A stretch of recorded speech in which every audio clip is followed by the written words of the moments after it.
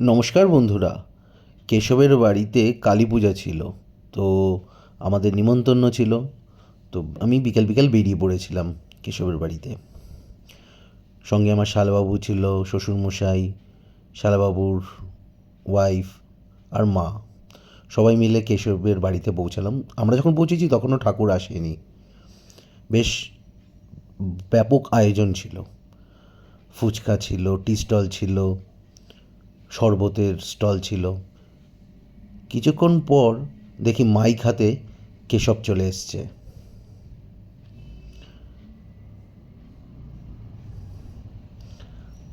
আমাদের বেশ অভ্যর্থনা করলো।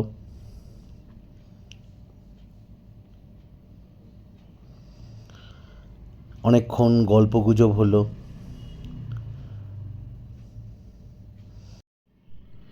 কিছুক্ষণ ওয়েট করতে করতেই ঠাকুর চলে এসছে। ঠাকুর নামিয়ে সাজানো হলো। এরপর আমরা গেলাম কেশবের বাড়িতে, নতুন বাড়িটা দেখতে।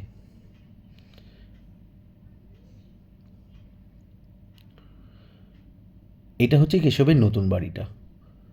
বাড়িটার সামনের দিকটা বেশ সুন্দর, ঝাঁচক চকচকে। কেশব থাকে সেকেন্ড ফ্লোরে।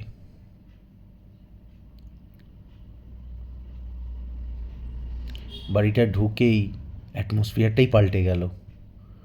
এত সুন্দর বাড়ির ডেকোরেশন, কি বলবো। সামনে সাজানো ফটো ফ্রেমে কেশবের এক একটা অ্যালবাম, নিচে দুটো পার্সিয়ান ক্যাট, কেশবের অতি প্রিয় পেট।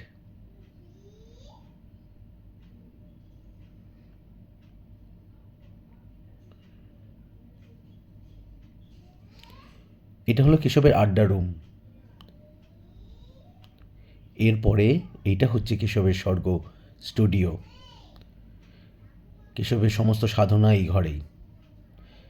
এটা কিচেন রুম। অর্ণব মানে আমার শালাবাবু শুরু করে দিল সেখানেই। এটা হচ্ছে কেশবকে তার ফ্যানেরা গিফট দিয়েছে, আঁকা, নিজের হাতে আঁকা। আড্ডা রুমে চারদিকে এরকম সাজানো রয়েছে। পার্সিয়ান ক্যাটটা দেখে আমরা চলে আসলাম সেই জায়গায় যেখানে অনুষ্ঠানটা হচ্ছিল কালী ঠাকুরের।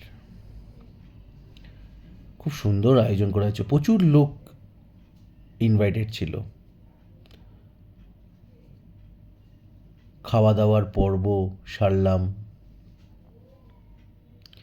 এরপর আমরা সবাইকে টাটা বলে বেরিয়ে আসলাম। ইনি হচ্ছেন কেশবের বাবা।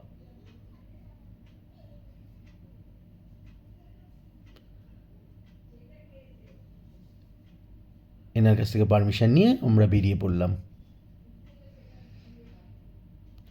সমস্ত ব্লগটাতেই সুন্দর করে কেশবের বাড়ির পুজোর তুলে ধরলাম। তোমাদের যদি ভালো লাগে তোমরা একবার লাইক, কিছু কমেন্ট থাকলে, কোনো বক্তব্য থাকলে কমেন্টে লিখো, আর অবশ্যই শেয়ার করো। আর এইরকম কি ব্লগ পেতে গেলে আমার চ্যানেলটা সাবস্ক্রাইব করে রেখো। Thank you.